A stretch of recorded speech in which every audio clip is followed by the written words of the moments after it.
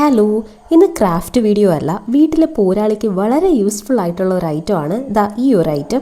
ഇതാണ് serial dispenser. 1200 1300 റേഞ്ചാണ് rate വരുന്നത്.